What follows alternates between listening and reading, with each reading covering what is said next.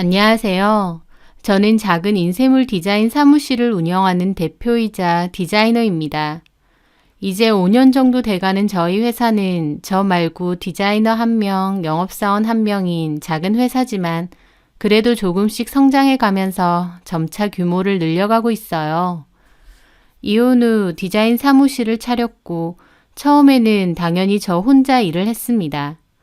그러다가 점차 일이 늘어나게 되면서 직원도 늘게 된 거거든요.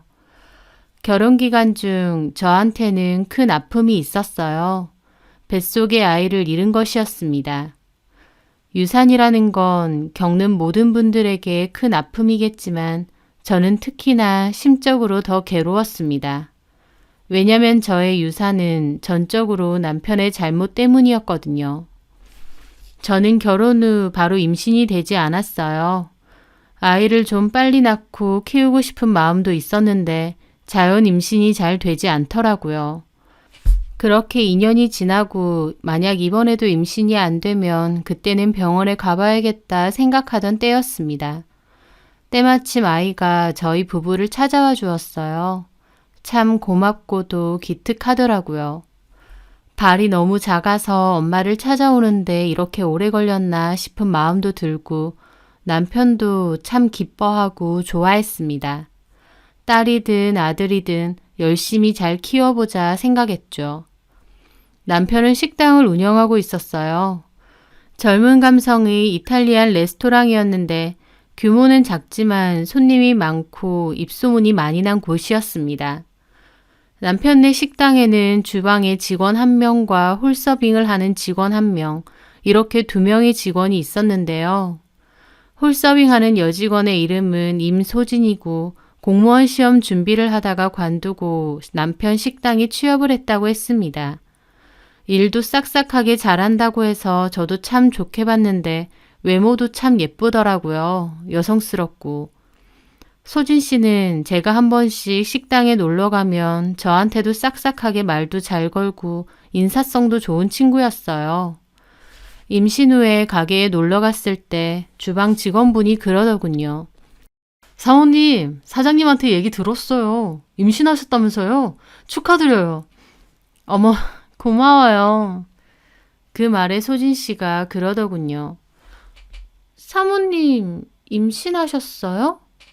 아, 네. 아, 그렇구나.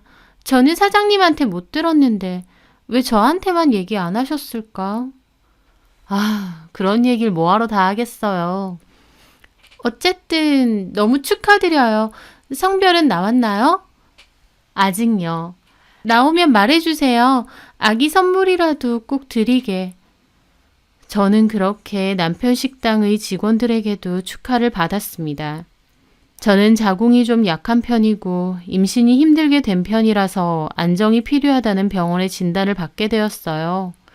그때 다니던 디자인 회사는 야근도 많고 출장이나 외근도 많았던 터라 계속 회사를 다니면 뱃속의 아이에게도 무리가 될 것 같아 그만두었습니다. 그리고 가벼운 외출 정도만 하면서 나름 조심하려고 신경을 썼었죠. 착하고 다정한 남편과 그토록 원하던 아이, 남편이 하는 식당도 여전히 잘 됐고 모든 것이 다 완벽하게 잘 굴러간다고 생각했습니다. 제 뒤에서는 어떤 일이 벌어지는지도 모른 채요. 하루는 제가 병원에 갔다가 친정으로 바로 가서 며칠을 지내다 온다고 했어요. 남편은 몸 조심해서 잘 갔다 오라고 했고요. 그런데 병원에서 엄마께 전화가 왔어요. 집에 급한 일이 생기셨다며 다음에 오라고요. 그래서 저는 계획과 달리 그냥 집으로 오게 되었죠. 그런데 그날따라 집에 있는 게 심심하고 적막하게 느껴져서 남편 마치는 시간에 맞춰서 식당을 가기로 했어요. 남편은 제가 친정에 간 줄 알 테니 깜짝 놀래켜 주려고요. 그렇게 식당을 갔는데 남편 차는 그대로 밖에 있는데 식당은 이미 불이 꺼져 있더라고요. 차는 놔두고 어디 갔지? 하는 순간 뒷문에서 웬 깔깔대는 소리와 함께 남편이 나왔습니다. 그런데 남편 옆에는 소진 씨가 있었어요. 두 사람은 웃으면서 함께 차에 올라타더라고요. 아는 척을 해야 했는데 할 수 없었어요. 왜냐면 소진 씨가 남편 팔짱을 끼고 있었거든요. 두 사람이 사장과 직원 관계 이상으로 몹시 친해 보이기도 했고요. 심장이 덜컥 내려앉고 저는 숨죽인 채 두 사람을 지켜보고 있었습니다. 두 사람이 올라탄 차는 곧 출발을 했어요. 차가 떠나고 나자 알겠더군요. 저 두 사람 어떤 관계가 있구나라는 것을요. 마음 같아선 쫓아가고 싶었지만 근방에 택시도 없는 데다 너무 충격이 커서 다리가 후들거렸어요. 일단 집으로 가야겠다는 생각만 들었죠.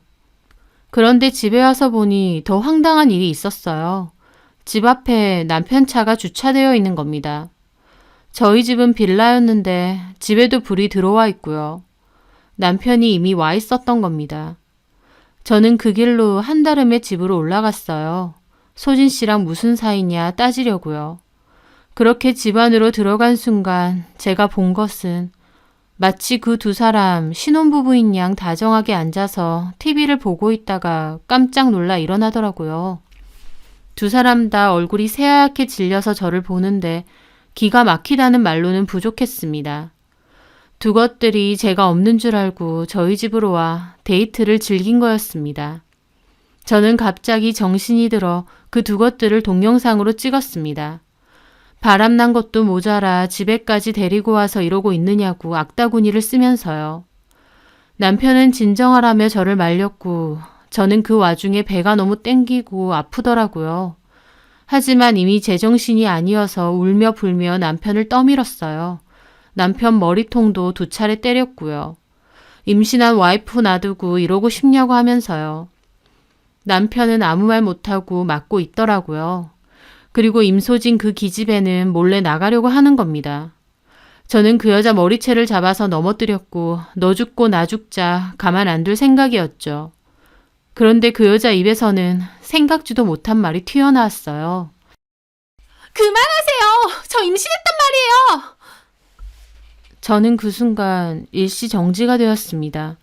그 여자 입에서 임신이라는 단어가 튀어나올 거라고는 상상도 못했거든요. 뭐라고? 임신? 그래요. 나도 임신했어요. 그러니까 그만하라고요. 그러면서 배를 꼭 감싸 안으며 배가 아프다느니 어쩌느니 하는 겁니다.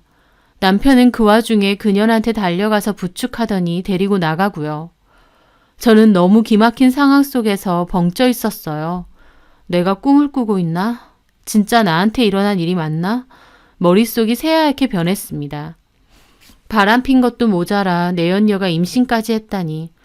저는 그대로 주저앉듯 소파로 앉았고 온몸에 장기가 빠져나가듯 미친 듯이 오열하며 울었습니다. 그 후 황당하게도 남편이 먼저 이혼 요구를 했습니다. 이혼하자는 말을 듣는데 살면서 누군가를 죽여버리고 싶다는 생각은 처음 들더라고요. 저는 제정신이냐며 난리를 쳤고 뱃속에 우리 애는 생각 안 하냐고 했습니다. 하지만 남편 한다는 소리가 미안해. 근데 나 소진이랑 살고 싶어. 소진이랑 애 키우면서 그렇게 살고 싶다고. 그럼 우리 애는? 나는? 미안하다. 너랑은 정말 편하고 안정적이었다면 소진이는 내 마음을 설레게 해. 나를 남자로 느껴지게 하고 뒤늦게 진짜 사랑을 알게 된 것 같아. 이렇게 다 알게 된 이상 우리 결혼 생활은 이제 끝난 것 같아. 당신이 원하는 대로 해줄게. 그만하자. 내가 원하는 대로? 내가 원하는 게 뭔지 말해줄까? 너랑 그 기집애랑 손잡고 죽었으면 좋겠어. 그렇게 해줄래? 저도 제 입에서 그런 말이 나올 줄 몰랐습니다. 그만큼 저는 악에 바쳤고 실성하기 직전이었어요. 그 후 남편과는 전쟁처럼 싸웠고 저는 극도의 스트레스를 너무 많이 받았던 것 같습니다. 배가 계속 아프고 안 좋아서 병원을 갔는데 의사가 그러더군요. 아이가 더 이상 움직이지 않는다고요. 뱃속에서 제 아이가 죽어 있었던 겁니다. 저는 수술을 해서 뱃속에서 죽은 아이를 꺼냈고 그날 병원으로 온 엄마 품에서 몇 시간을 울었던 것 같습니다. 나한테 이런 일이 다 있을 수 있구나 싶더라고요. 저는 정말 죽을 만큼 그것들을 증오했고 내 인생 망가져도 되니 저것들 인생도 다 망가뜨려버리고 싶었어요. 하지만 저희 엄마가 그런 저를 많이 위로해 주시고 달래주셨습니다. 너무 억울하고 힘들고 배신당해서 괴로운 거 알지만 그럼에도 꿋꿋이 버텨서 보란 듯이 살라고요. 도대체 그런 짐승만도 못한 것들이 뭐라고, 내가 뭘 잘못했다고 이렇게 나만 아파하며 살아야 되냐고요. 필요하면 술도 먹고 악도 지르고 정신과 상담도 받아보라고 하셨어요. 대신 스스로를 놓지 말라고 하시면서요. 저도 참 많이 힘들고 방황했지만 엄마 말대로 그럴수록 더 보란 듯이 살아야겠다 다짐했습니다. 저는 그 과정에서 남편과 이혼을 했는데 이혼 과정도 쉽지는 않았어요. 처음엔 저한테 잘못했다고 다 준다 어쩐다 하더니 나중에는 법적으로 따져서 필요한 것만 주겠다더군요. 끝까지 이기적이고 치졸한 모습에 정이 다 떨어졌어요. 다 줄 테니 이혼만 해달라며. 근데 어떻게 이러니? 내가 왜 당신 때문에 이런 일들을 겪어야 해? 미안해. 근데 이해 좀 해줘. 나도 이제 애도 생기고 돈 들어갈 일도 많아질 텐데 당신이 말하는 요구는 너무 무리야. 솔직히 우리가 결혼 생활을 오래 했던 것도 아니잖아. 왜 말이 이렇게 바뀌는 거야? 누가 보면 내가 바람핀 줄 알겠어. 처음엔 해주려고도 했는데 소진이가 안 된대. 그 기집애 말은 듣고 내 말은 똥으로 들려? 어쨌든 법적으로 얘기하자. 그게 깔끔할 것 같아. 남편은 완전 그 여자한테 푹 빠져서 그 여자 꼭두각시가 돼 있었고 저한테 사모님 거리던 그 여자는 완전 고개 쳐들고 세상에 이혼은 저만 하는 거냐며 왜 이렇게 유난이냐는 식으로 굴더군요. 제 인생에서 가장 힘들었던 때를 꼽으라면 그때인 것 같습니다. 분명 잘못은 그것들이 했는데 도리어 뻔뻔하고 당당하기만 하더라고요. 너무 질리고 치가 떨렸고 그럴수록 저는 더 악착같이 냉정하게 내 것 챙기고 저것들이랑 끝을 내겠다. 저 더러운 똥물에서 나는 빠져나오겠다라는 각오로 버텼습니다. 그렇게 저는 위자료와 일정의 재산 분할을 받고 이혼을 하게 됐습니다. 그 후 내 인생에서 앞으로는 그것들을 완전히 지워버려야겠다는 마음만 먹었어요. 그러기 위해선 제가 바빠야겠더라고요. 저희 엄마는 저보고 좀 쉬면서 여행도 가고 마음도 추스르라고 하셨지만 저는 바로 디자인 사무실을 열었습니다. 시각 디자인 전공 후 계속 디자인 회사에서 일을 했기 때문에 언젠가는 제 사무실을 차려보고 싶다는 꿈이 있었거든요. 저는 그때가 기회라고 생각했어요. 제가 일에만 몰두하고 집중할 수 있는 그런 기회요. 그렇게 저는 작은 공용 사무실을 임대해서 컴퓨터와 시안용 프린터를 놔두고 본격적으로 일을 시작했습니다. 인터넷으로도 포트폴리오를 뿌려 주문을 받고 오프라인에서도 적극적으로 가게들을 돌아다니며 인쇄물이나 광고물 관련 주문을 받았죠. 그때 인연을 맺었던 분이 바로 그 사모님이었습니다. 저희 지역에 굉장히 큰 규모의 외식 전문 식당이 있었어요. 3층짜리 건물을 통으로 쓰고 주차장도 엄청 넓었죠. 게다가 메인 건물 옆에 있는 작은 건물에는 노래방 같은 유흥시설도 함께 있어서 규모가 꽤 컸습니다. 거기는 제가 영업을 한 건 아니었고 저희 사무실에서 디자인을 하셨던 분의 소개로 인연이 되었어요. 식당이 워낙 큰 규모이기 때문에 당연히 필요한 인쇄물이나 디자인도 많았고 저에게는 아주 좋은 기회였습니다. 저는 정말 열심히 밤을 새워가며 필요하신 디자인들을 해드렸는데 그 집 사모님은 결과물들이 너무 세련되고 예쁘다며 마음에 들어 하시더라고요. 메뉴판이며 명함, 포스터, 현수막, 전단지, 안내판 등 온갖 필요한 디자인 인쇄물들은 다 제가 해드린 것 같아요. 사모님도 원래는 좀 큰 디자인 회사에다 맡겼는데 제가 디자인도 더 잘 뽑고 가격도 좋은 데다 꼼꼼하게 신경 써서 해주는 것 같아 마음에 든다고 하시더라고요. 그때부터는 아예 전담해서 그 식당에서 필요한 디자인은 모두 저에게 맡겨주셨어요. 저도 그게 고마워서 엄마랑도 종종 가서 식사도 하고 또 매년 명절에는 상품권이나 과일 상자 같은 것도 따로 선물로 드리곤 했습니다. 저희 회사의 좋은 거래처이기도 했지만 사모님 자체가 성격이 너무 좋으시고 화통하셔서 인간적으로도 참 좋더라고요. 얘기도 잘 통해서 어쩔 땐 디자인 관련 미팅을 갔다가 개인적인 수다 떠느라 2-3시간을 보내고 올 때도 많았으니까요. 사모님은 아들이 2분 있었고 큰아들은 외국에 있는 큰 기업에 다닌다고 했습니다. 둘째 아들은 원래 농구를 했었는데 부상 때문에 그만뒀고 그 후 마땅한 일을 못 찾고 좀 방황을 하는 것 같아서 걱정이 많으셨어요. 그러면서 나중에 기회가 되면 식당 일을 같이 해보려고 한다는 얘기도 하셨죠. 아들들의 사진도 보여주시는데 아들 2분 다 훤칠하고 인물도 좋으시더라고요. 그러면 2분 다 결혼은, 큰아들은 결혼해서 애도 있고 둘째는 결혼은 안 했는데 여자친구가 있어요. 어머, 그래요? 우리 둘째 아들은 첫째보다 손이 많이 가고 그래서 좀 야무진 여자를 데리고 왔으면 좋겠어. 사모님은 좋은 시어머니 돼주실 것 같아요. 우리 둘째가 여자친구만 없으면 내가 고 대표 소개시켜주고 싶구만. 야물딱진 게 딱 내 스타일인데. 그러면서 저를 툭 치시는 겁니다. 저는 웃으며 그랬죠. 저를 그렇게 생각해 주신다니까 말씀만으로도 감사해요. 하지만 제 상황이 그렇게 되나요? 고 대표가 왜? 실은 저 이혼했어요.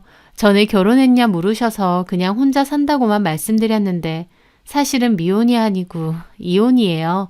개인사다 보니 자세하게 말씀드리긴 좀 그랬거든요. 아, 그랬구나. 이혼을 했어? 네. 애는? 그 말에 저는 한숨을 쉬었죠. 없습니다. 실은 뱃속에 있다가 이혼 과정에서 유산했어요. 그 말에 사모님은 놀라서 저를 달래주시더라고요. 미안해요. 내가 괜한 걸 물었네. 이제 괜찮아요. 가끔은 세상도 못 보고 떠난 애가 안타깝기도 하지만 이제는 시간도 많이 지났고요. 그리고 이혼 후에 제일 열심히 하면서 사니까 이제는 힘든 거 없어요. 다 좋아요. 씩씩해서 보기 좋다. 어떤 연유로 이혼했는지는 모르지만 고 대표 항상 응원할게요. 고맙습니다, 사모님. 그렇게 저는 사모님과 일 외에도 가끔 안부도 묻고 커피도 한잔하며 가깝게 지내게 되었습니다.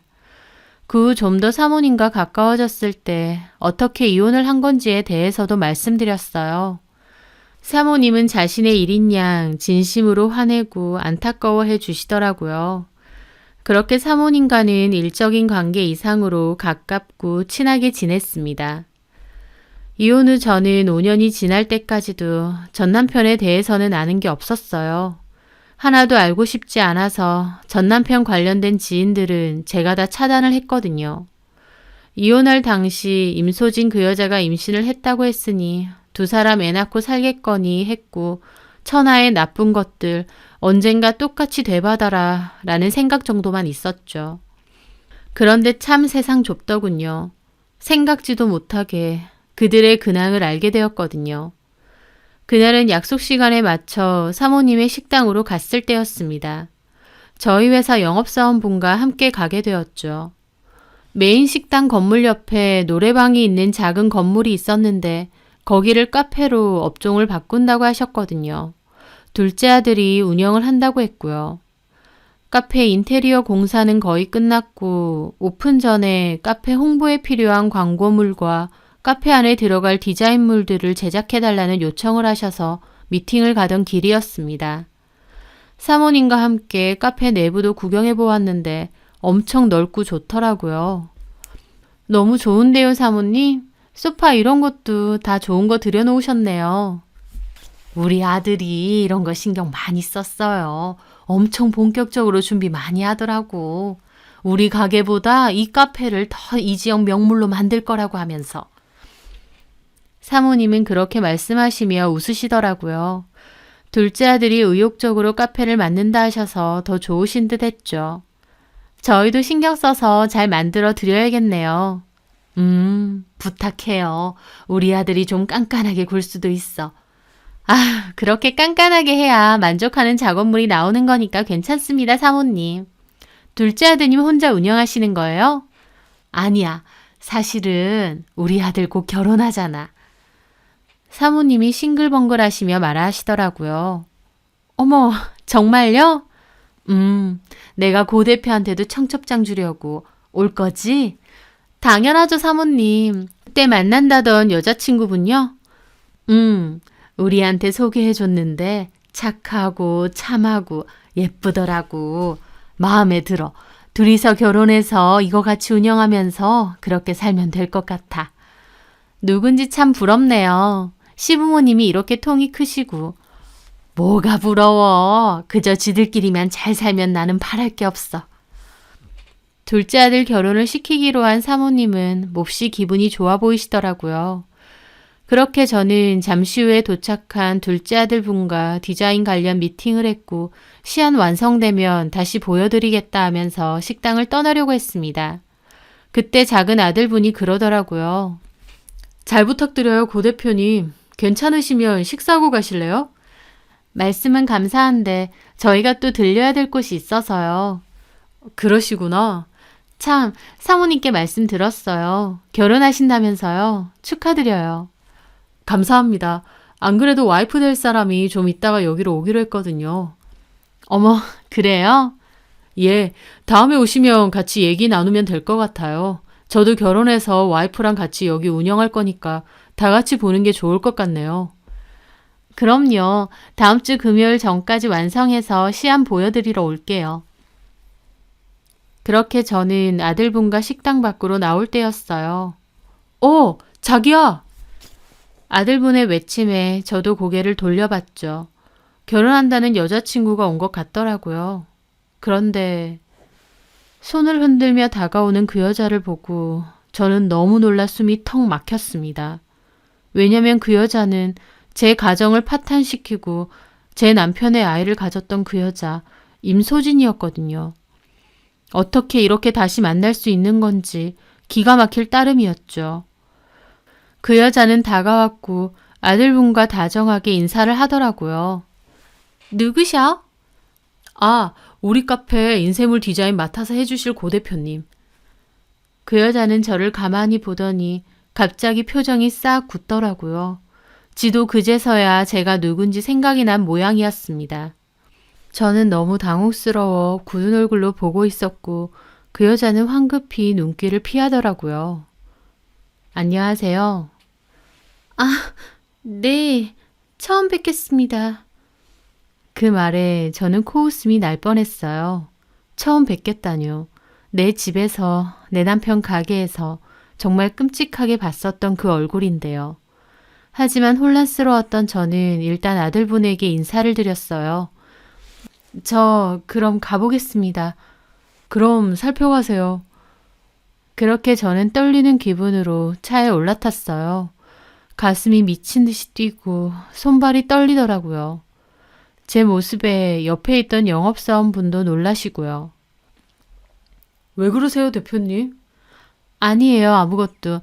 얼른 출발하죠. 저는 그날 사무실로 돌아왔는데 아무 생각도 할 수가 없었습니다. 어떻게 그 여자를 거기서 다 볼까 싶기도 했는데 가만 생각해보니 기막히더라고요. 그 사모님의 예비 며느리가 바로 그 여자라는 뜻이었으니까요. 그럼 제 전남편하고는 헤어졌다는 뜻일 텐데 뱃속의 애는 어떻게 됐을까 싶더라고요. 저는 너무 궁금했고 결국 5년 만에 전 남편에게 먼저 전화를 걸었습니다. 전 남편도 몹시 놀라더라고요. 잘 지냈어? 어쩐 일이야? 이렇게 갑자기. 이런 식으로 전화 걸어서 미안해. 근데 좀 궁금한 게 있어서. 뭔데? 너 그 여자 임소진이랑은 헤어졌니? 제 물음에 전 남편 잠시 대답이 없더라고요. 그러더니 조금 됐어. 1년 정도 살다가 쪽냈어. 그 말에 기가 막혔습니다. 고작 그거 살다 헤어지려고 나한테 이혼하자고 한 거야? 미안하다, 너한테. 됐어. 이미 지난 일이고 이제 와서 이런 얘기할 필요도 없어. 저기 근데 애는 어떻게 된 거야? 그때 임소진 임신했다고 했잖아. 내가 키워. 뭐? 내 호적에 올려서 내가 키운다고. 둘이서 혼인신고는 안 했었어. 소진이가 그걸 원했고. 그러다가 헤어졌다고? 응. 자기는 애 맡을 생각 없다고 하대. 그래서 내가 맡아서 키우고 있어. 애 보러도 안 와. 그런 여잔데 내가 미쳤던 거지. 미쳤던 걸 이제 알았니? 아니다. 이런 얘기 다 의미 없어. 어쨌든 애는 낳았고 네가 키운다 이거지? 근데 그걸 왜 물어 갑자기? 아니, 임소진을 우연히 만났거든. 근데 과거 다 숨기고 아무렇지 않게 결혼하는 것 같길래. 정말이야? 어쨌든 대답해줘서 고마워. 그렇게 전화를 끊으려 하자 전 남편이 그러더군요. 저기, 전화해줘서 고마워. 네 생각 많이 나더라. 잘 지내지? 엄청 잘 지내고 너무 좋아. 임소진에 대해서 궁금해서 전화한 거지. 다른 의미는 없어. 당신도 잘 살아. 애기도 잘 키우고. 저는 그렇게 말하고 급히 전화를 끊었습니다. 기분이 참 묘하더라고요. 막연하게나마 그것들 잘 먹고 잘 살 줄 알았습니다. 남편이 결혼하고 나서야 찾은 진짜 사랑이라고도 했었고 애까지 낳았으니까요. 그런데 고작 1년 살고 헤어지는 것도 모자라 그 여자는 과거를 모두 지운 채 사모님 둘째 아들과 결혼을 하는 것이었어요. 참 기가 막히더라고요. 남의 가정은 개박살 내놓고 본인은 행복 찾아서 새 출발하려고 한다는 게요. 모르면 몰랐지 이대로 넘어갈 수는 없었어요.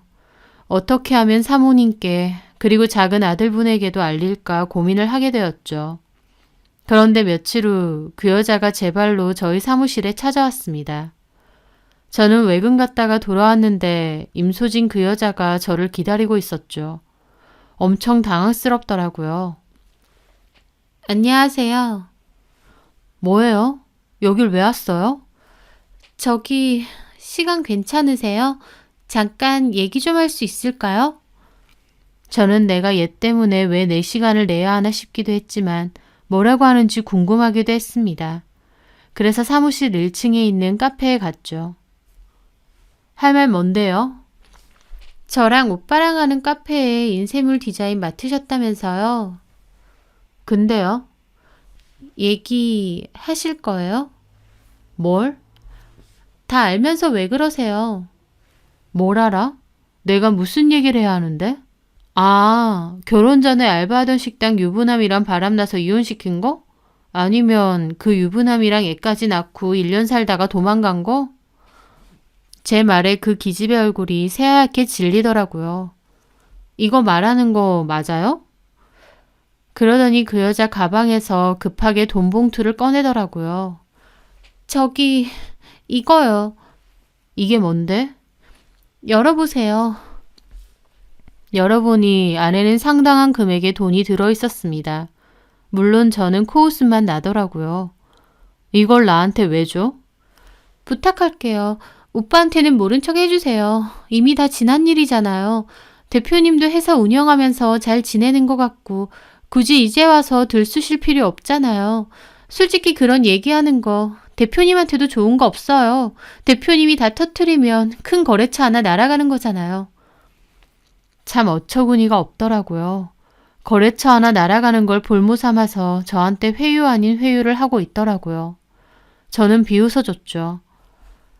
유부남이랑 놀아나는 애라서 그런지 참 멍청하네. 이봐요, 임소진 씨. 당신 같으면 그런 일을 당했는데 그냥 거래처 하나 날아가더라도 말하고 싶지 않겠어? 제 말에 그 여자는 더욱 간절하게 말하더라고요. 제발요. 그때 일 저도 후회해요. 굳이 말해서 좋을 거 없잖아요. 모른 척 해주세요. 모른 척 해주시면 제가 지금 드린 돈의 2배, 아니 3배 결혼해서 꼭 드릴게요. 적지 않은 돈이에요. 이미 지난 일이고 그냥 돈 받고 모른 척 해주시는 게 낫지 않나요? 돈 많은 시댁으로 시집간다고 돈으로 벌써 무마하려는 게 참 기가 막혔습니다. 저는 뭐라고 하려다가 생각을 바꿨어요. 그래요. 말 안 할게요. 제가 갑자기 행동을 바꾸자 그 여자도 얼떨떨해 하더라고요. 정말요? 그쪽 말대로 이미 지난 일이잖아. 괜히 나도 소란스러운 일에 휘말리고 싶지 않아. 돈 봉투 줘요. 약속대로 결혼하면 3배? 그것도 주고. 말 안 하실 거죠? 안 한다니까? 속고만 살았나? 그렇게 그 여자는 찝찝한 얼굴로 저에게 돈 봉투를 줬고 저는 자리에서 일어났습니다. 이제 가요. 나 바쁜 사람이고 그쪽 얼굴 이렇게 보고 싶지 않고. 좋아요. 그럼 우린 계속 몰랐던 것처럼 해주세요. 참나. 그래요. 그렇게 저는 일어나 사무실로 갔죠. 돈 봉투를 보는데 참 가짱고 어이가 없더라고요. 무릎 꿇고 빌면서 사죄하는 것도 아니고 고작 돈 몇 푼으로 무마하려는 그 정신머리가 생각할수록 기막혔습니다. 저는 어디 두고 보자 생각했죠.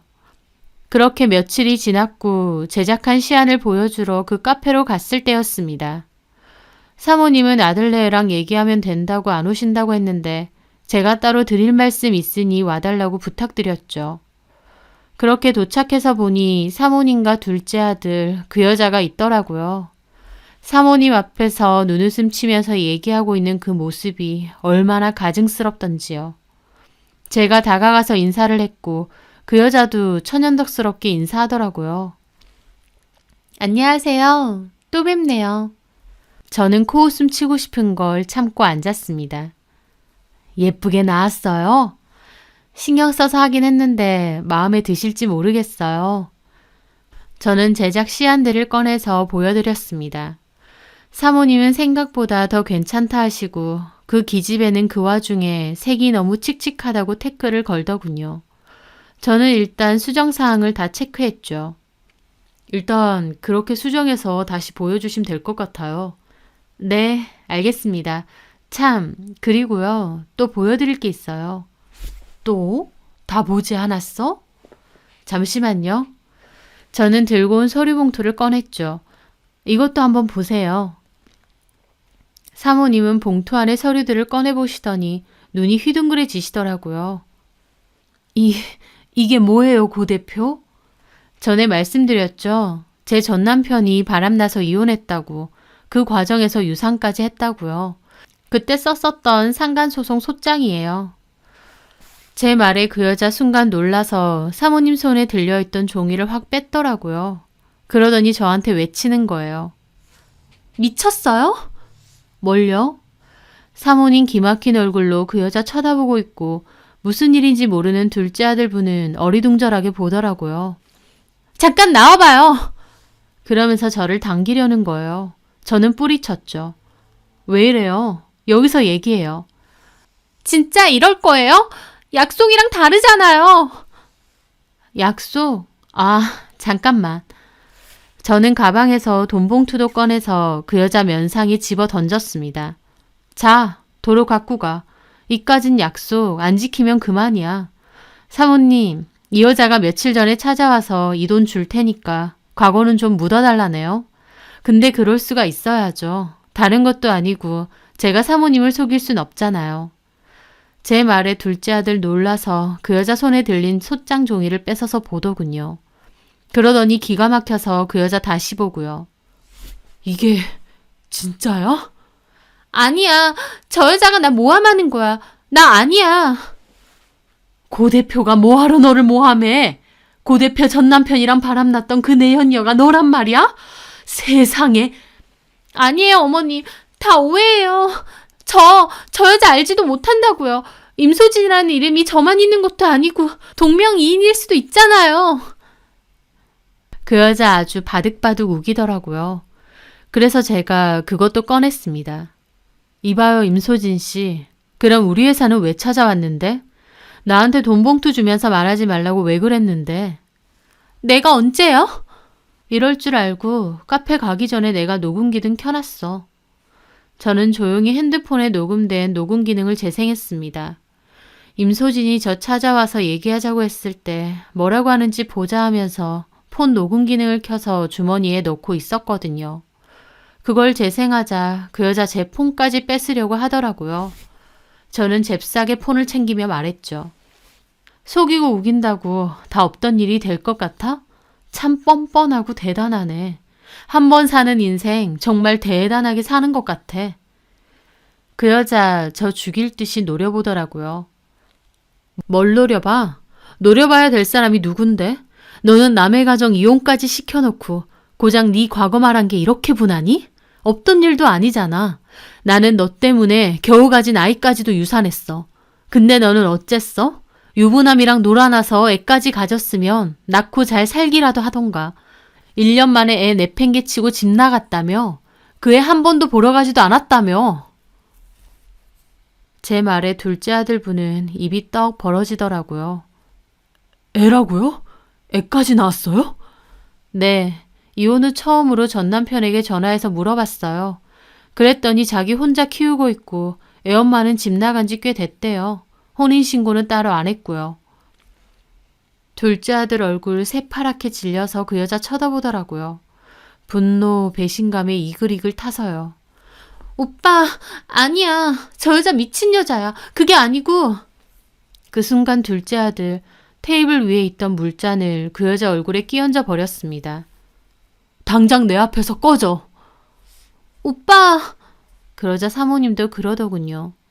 물 한 잔 더 맞고 꺼질래? 어디서 그런 과거를 숨기고 과거도 그냥 과거야?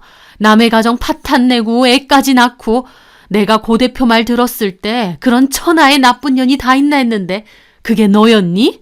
세상에 끔찍하다 정말. 당장 나가! 사모님까지 부들부들 떨면서 역정을 내시더라고요. 결국 그 여자 우는 건지 얼굴에 흐르는 물인지를 닦고는 돈봉투 챙겨 도망치듯 나갔습니다. 사모님과 둘째 아들분은 허탈하게 앉아 계시고요. 저도 말씀드렸죠. 이런 식으로 말씀드려서 죄송해요. 그때 처음 봤을 때 알아봤었고 며칠 뒤에 저희 사무실 찾아와서 비밀로 해달라더라고요. 하지만 사모님께도 또 아드님께도 말씀드려야 될 것 같았어요. 고 대표가 뭐가 죄송해요.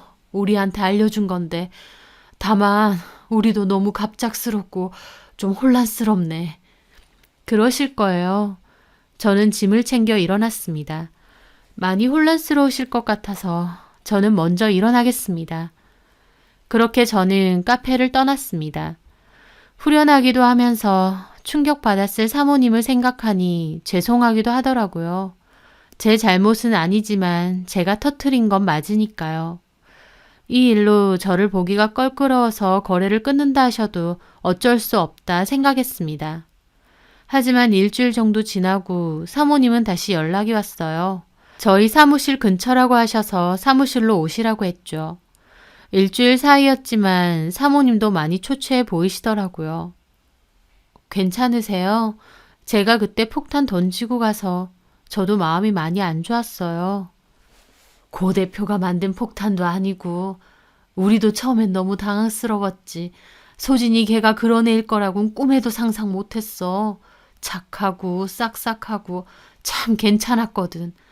근데 고 대표 전 남편이랑 바람나고 그 사이에 애까지 낳았었다니. 그리고 그걸 싹 숨기고 우리 아들이랑 결혼까지 하려고 했다는 게 얼마나 소름 끼치는지. 그렇죠. 저도 처음 봤을 때 안 믿어졌으니까요. 시간이 조금 지나니까 오히려 고 대표한테 고마워. 그런 앤 줄 모르고 결혼까지 시킬 뻔했었으니까. 물론 우리 민영이는 지금도 좀 힘들어해. 사랑하는 여자한테 배신당한 거니까. 그거 지켜보는 우리도 마음 안 좋긴 한데 어떻게 보면 차라리 잘 됐어. 괜히 그런 이상한 여자랑 결혼까지 했으면 어쩔 뻔했어. 맞아요, 사모님. 이혼보단 파혼이 낫죠. 고마워. 용기 내서 우리한테 알려줘서. 사모님을 위한 것도 있지만 저를 위한 것도 있어요. 그 여자 저한테 치 떨리는 여잔데 사모님처럼 좋은 분이 계신 집으로 시집간다고 하니 그것만큼 기막힌 게 어딨겠어요. 이유야 어찌됐건 고마워요. 우리 입장에선 고마운 게 커. 그렇게 사모님은 저에게 고마워하셨고 아드님도 마음 잘 추스르고 예정대로 카페도 오픈하시더라고요. 그 후에도 여전히 일적으로도 또 개인적으로도 친분을 유지하며 사모님과는 잘 지내고 있습니다. 이혼 과정은 제 인생에선 가장 힘든 일로 생각될 만큼 괴로웠던 때였습니다. 왜 나에게 이런 일이 일어났나, 내가 뭘 잘못했길래 라는 생각이 가득했었죠. 하지만 어느 책의 구절에 그런 말이 있더군요. 내가 무엇이간데 나만 안 그러란 법이 있나 라는 생각을 받아들이라고. 왜 나에게만 이러한 일이 일어났을까, 괴로움에 배신감에 정말 힘들었는데 나라고 이런 일이 일어나지 말란 법은 없다로 고쳐먹으니 마음이 한결 나아졌습니다. 누구에게나 불행과 억울한 일은 닥칠 수가 있고 그게 하필 왜 나한테만 닥쳤나 생각하면 참 힘들잖아요. 하지만 바꿔 생각하면 그게 꼭 나한테만 일어나지 말란 법은 없다는 거죠. 저도 물론 몹시 힘든 일이었지만 그 힘든 생각에만 매몰되지 않고 앞으로 나아가려고 노력했습니다. 보란 듯이 내 일과 내 목표에만 집중하면서 살았죠. 그러다 보니 오히려 이혼 후 제 스스로를 지키며 살아갈 힘이 생기게 된 것 같습니다. 앞으로도 그러한 마음가짐으로 꿋꿋하게 열심히 그리고 보란 듯이 잘 살아가고 싶네요. 제 사연 들어주셔서 감사합니다.